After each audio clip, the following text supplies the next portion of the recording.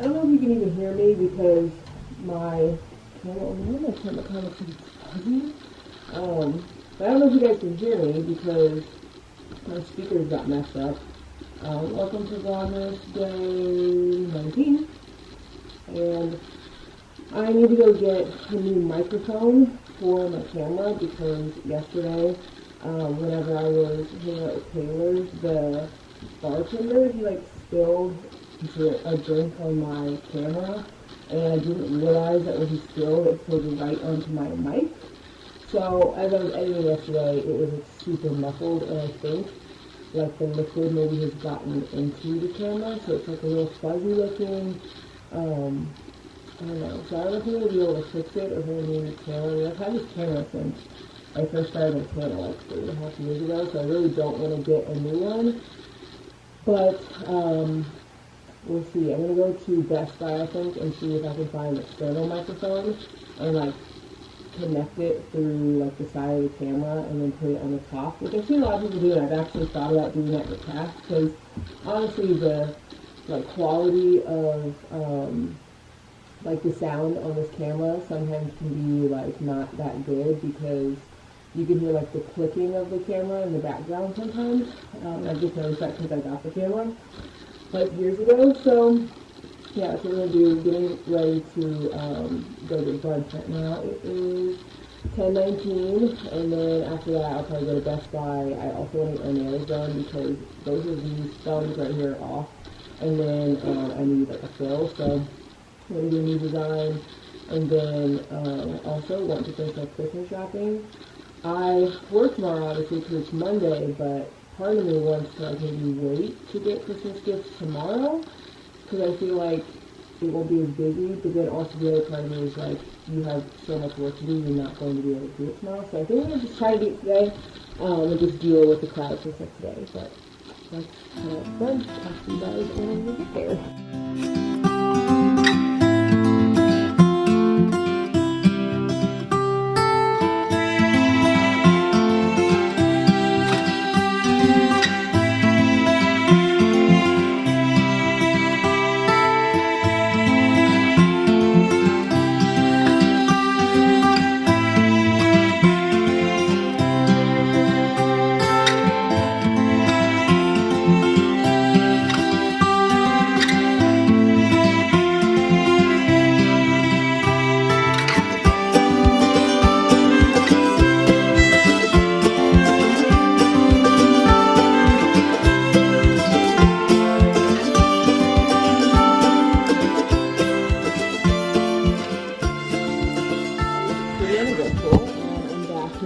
My camera's not fixed, so I hope that you guys can actually hear me because it's not fixed, and I'm either gonna have to buy a new camera or maybe get like an external mic, but I don't know how to do it with this camera. What's up, bud? What's up?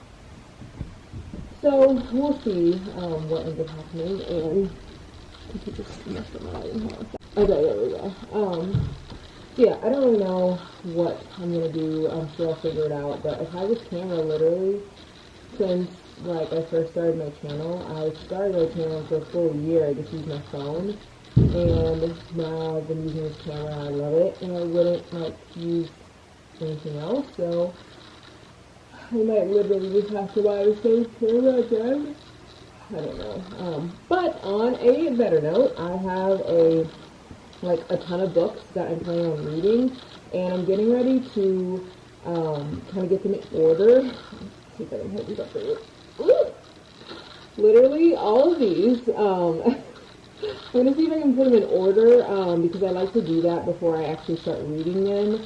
I don't know, it just helps me like realize, one, that I don't need to buy more books, even though I literally just bought more books yesterday, and two, it helps me kind of get like excited for like what I'm reading. So I'm going to show you guys what I'm reading. And then I'm probably going to go make a snack or something, but Maybe Someday by Colleen Hoover. I've never read this book, but I've heard good things. It's about a girl who says she's enjoying a great life, she's in college, working a steady job, and love with her wonderful boyfriend Hunter, and rooming with his best friend Tori, but everything changes when she discovers that Hunter is cheating on her, and she's forced to decide what her next move will be. Soon Sydney finds herself captivated by her mysterious and attractive neighbor, Ridge. So it looks like maybe she falls in love with Ridge. Then B3, I already told you guys about this one. If you guys want to see like what this book is about, you guys can check out my Barnes & Noble shop with me. And then same for this one. I also just got this from Barnes & Noble. Literally didn't need to, but I still have a ton of books to read. Then She Was Gone is another book I'm excited to read. It's about a girl who, she's someone's daughter and she disappeared. And then 10 years after her disappearance, her mother is trying to put her life back together before she knows that she's meeting,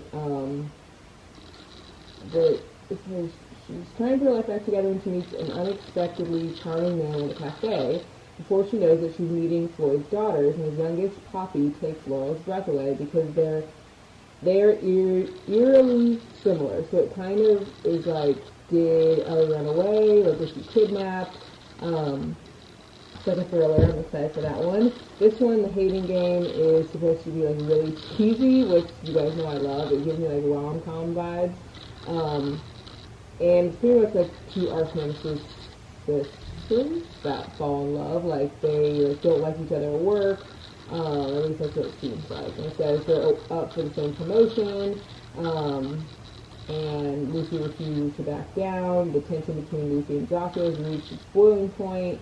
But then Lucy discovers that maybe she doesn't hate Joshua, so I'm all for rom-com vibes. The Wedding Game is a book I've actually had for an extremely long time. I just haven't read it. And it says, agreeing to go to a wedding with a guy she gets stuck with in an elevator is something Alexa Monroe wouldn't normally do. She's definitely not the spontaneous type, but there's something about Drew Nichols that's too hard to resist. And it looks like they go to a wedding together and they end up like trying to be interested in each other. This book is another thriller. It's by Sandra Brown, and so this is why I need to like legit read the books that I already own, because this book, Mean Streak, is a book that I literally was looking at Barnes & Noble the other day. Didn't realize that I still own it, and I haven't even read it. And yeah, I don't really know what it's about. Let's see. Oh, it says Dr. Emery disappeared on a mountain road, and by the time her husband Jeff reports her missing, the trail has gone cold, and they recently had an argument, so you're trying to figure out, like, did the husband do it, like, what else happened, that kind of thing. The Whisper Network is about, like, sexual assault, I think, in the workplace, or, like, you know, things like that, and how, like, women just have to deal with that, but pretty much someone in the company is like, I'm not taking this anymore, and I guess like the CEO, who's like a pretty like gross dude or something, and so she's like, I'm done with this, like I'm like, you know, making this like a big deal, and she like says lies will be uncovered, secrets will be revealed, whispers carry only so far, and this time Sloan and her friends aren't going to stay quiet, so it looks like a lot of people are starting to speak up.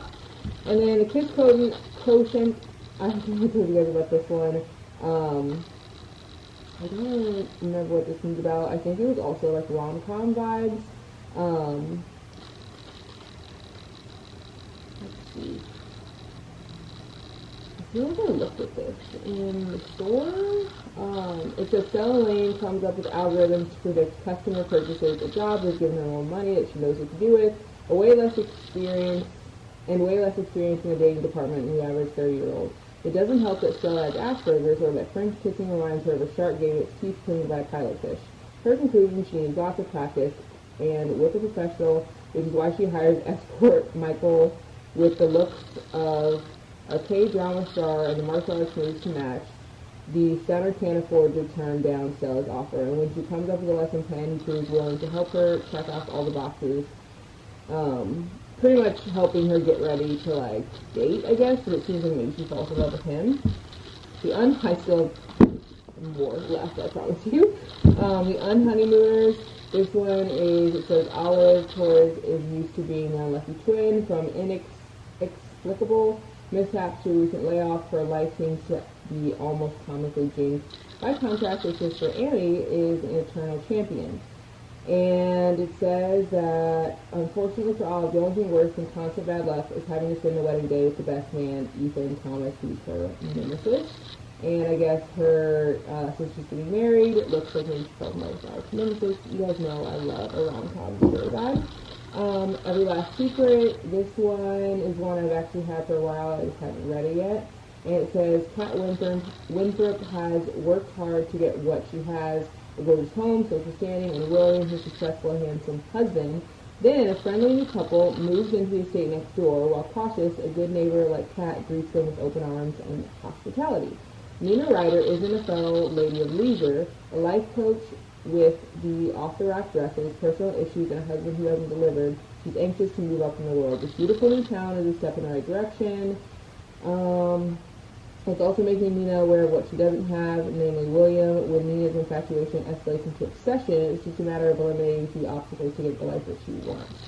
So it looks like maybe Nina becomes obsessed with Kat's husband William, and then wants to get with him, and it's like it's just a thriller. The Bright Side, this one, it says, Kate Sedgwick's life has been anything but typical. She endured hardship and tragedy, but through it all, she remains happy and optimistic.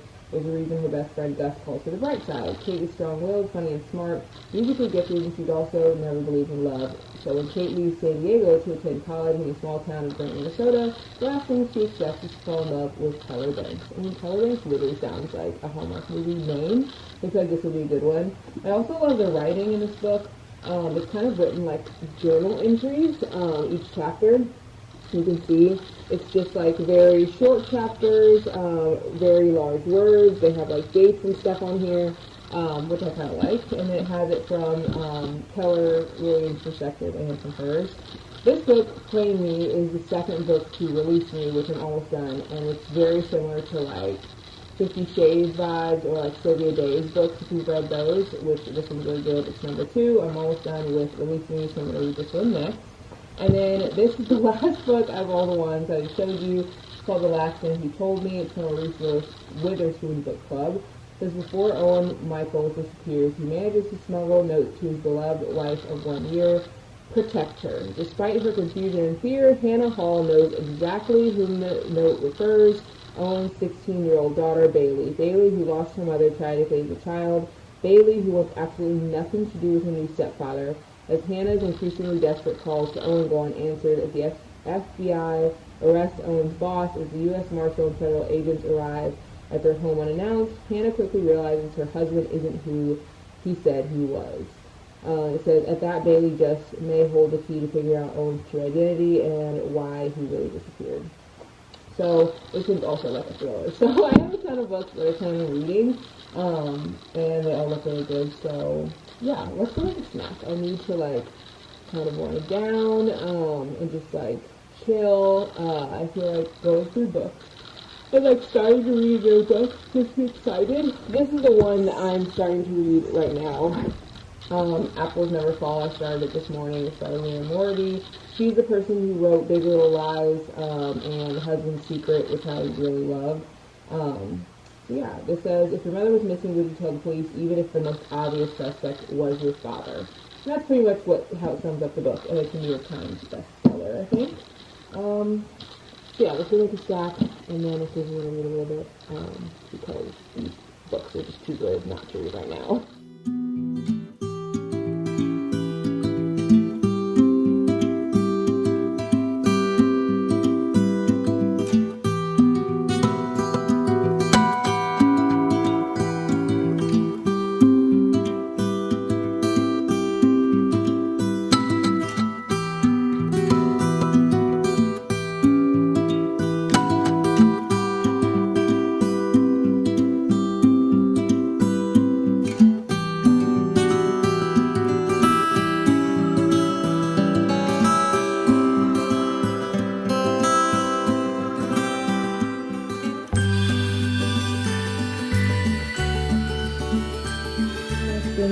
Of the night watching the sunset. Hopefully my camera will be fixed tomorrow. If not, I might just use an iPhone. We'll see. Either way, the vlogs are still coming. So love you guys. Thanks so much for watching, and I'll see you guys tomorrow. Bye guys.